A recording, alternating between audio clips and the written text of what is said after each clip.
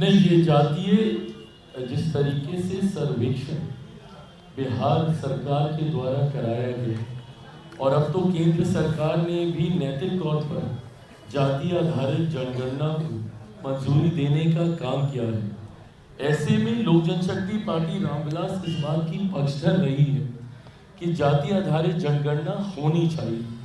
मैं जब इस बात को कहता हूं तो कई बार कॉन्ट्राडिक्टिंग सवाल मुझसे पूछे जाते हैं कि भाई एक तरफ तो आप जातपात धर्म मजहब पे विश्वास ना रखने की बात करते हो, फिर दूसरी तरफ आप कहते हैं कि जाति आधारित जनगणना होनी चाहिए। मैं ये मानता हूं कि आज भी कई ऐसी जातियां हैं जिनको जात के आधार पर उनके साथ भेदभाव किया जाता है। इस सोच को मिटाने के लिए कई बार केंद्र और राज्य सरकारों के द्वारा ऐसी पॉलिसीज, ऐसी नीतियों का गठन किया जाता है ताकि वो मुख्य धारा के साथ जुड़ सकें। ऐसे में उन नीतियों के गठन के लिए उसके अनुपात में उचित राशि आवंटित की जा सके। वो तब होगा जब उसकी आबादी की जानकारी सरकारों के पास हो। ऐसे में ये आंकड़े सरकारों के पास होने जरूरी है। कई बार माननीय न्यायालय के द्वारा भी आंकड़े मांगे जाते हैं कि फलानी जाति की क्या आबादी है और वो सरकारों के पास नहीं होते हैं। तो ऐसे में ये आंकड़े जरूर हों। मैं इसको सार्वजनिक करने का पक्षधर में नहीं, क्योंकि ये कहीं ना कहीं समाज में भेदभाव की भावना को बढ़ाने का काम करते हैं। बट हाँ, ये आने वाले दिनों में ये जाति आधारित जनगणना हो, ये केंद्र सरकार भी इसको नैतिक मंजूरी दे चुकी है। मैं मानता हूँ कि संभवतः रामविलास हर एक उस नेता कार्यकर्ता के समर्पण का सम्मान करती है जिन्होंने निस्वार्थ होकर उनको चुनाव लड़ने का मौका मिला नहीं मिला, पार्टी ने उनके साथ चुनाव के समय साथ कितना दिया नहीं दे पाए, उसके बावजूद वो अपने कर्तव्य पथ पर ईमानदार और निष्ठापूर्वक वो अपना समर्पण देते रहे।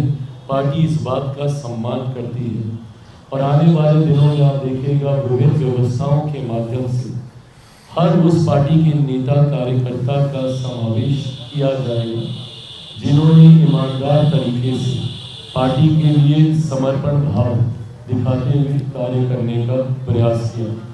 मैं हमारे पार्टी के नवमनोनीत दोनों मंत्रियों का भी औपचारिक तौर पर विधिवत तरीके से पार्टी की तरफ से मैं इन दोनों को बधाई देता हूं और ये विश्वास रखता हूं कि लोक जनशक्ति पार्टी रामविलास की नीतियों, हमारे सिद्धांतों को, हमारे विचारों को मजबूती से सरकार में रखने का काम इन दोनों के द्वारा किया जाएगा। एक बड़ी जिम्मेदारी दोनों संजय पर है, संजय पासवान जी पर, संजय सिंह जी पर है।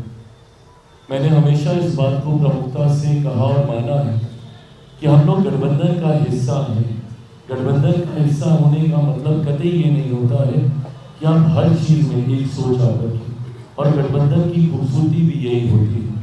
मैं केंद्र में सरकार का हिस्सा रहा, पर जहां पर भी मुझे लगा कि मेरे विचारों के साथ कोई समझौता हो रहा है, मैंने मजबूती से केंद्रीय मंत्रिमंडल में अपनी बातों को रखने का काम किया और मुझे खुशी है कि मेरी उन बातों को सम्मान देने का काम मंत्रिमंडल के द्वारा, मेरे प्रधानमंत्री जी के द्वारा हमेशा किया गया।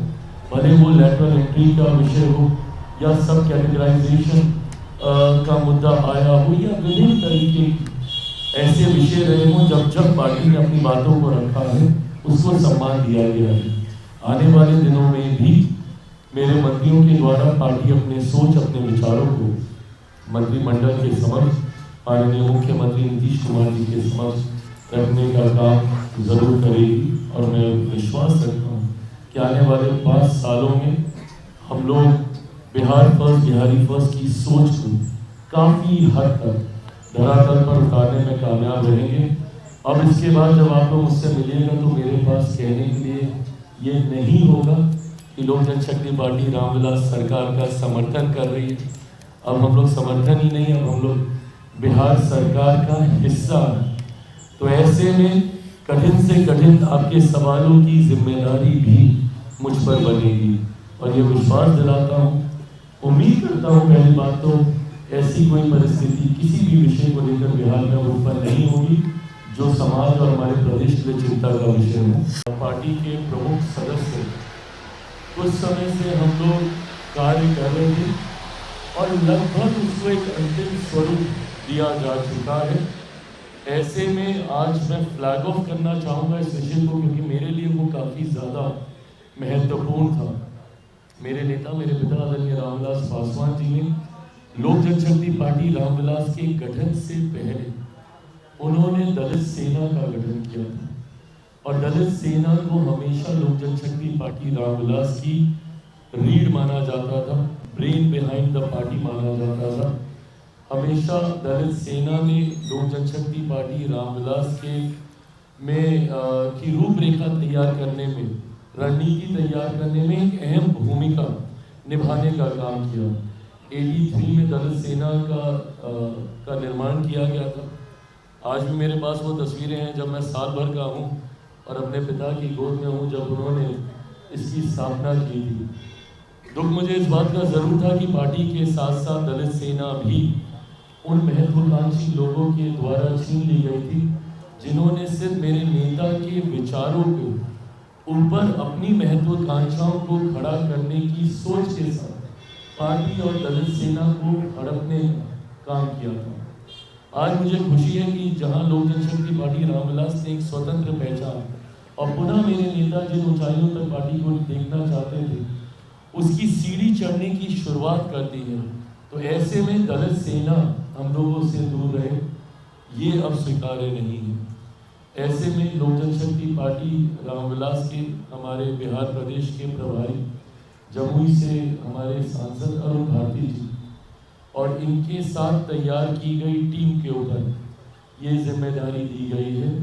कि पुनः दलित सेना का गठन किया जाएगा, पुरानी विचारधारा पर नए स्वरूप के साथ, मेरे नेता के सिद्धांतों को आगे लेकर जाने की सोच के साथ एक नई टीम, जिसमें यकीनन मेरे नेता के हर वो पुराने साथी सहयोगी उसमें एक मजबूत भूमिका निभाएंगे जो संभवतः साधना काल से दलित सेना के साथ रहेंगे। लोक जनशक्ति पार्टी रामविलास के साथ अब दलित सेना रामविलास भी उतनी ही मजबूती से नॉन पॉलिटिकल ऑर्गेनाइजेशन होने की वजह से अनुसूचित जाति जनजाति से जुड़े हुए तमाम विषयों को मजबूती से हर मंच पर उठाने का काम करेगी। आज भी अफसोस होता है, मैं एक ऐसे समाज की कल्पना करता हूँ जहाँ जात पात धर्म मजहब से उठकर लोग एकजुट होकर समावेश की सोच के साथ आगे बढ़ने का काम करें।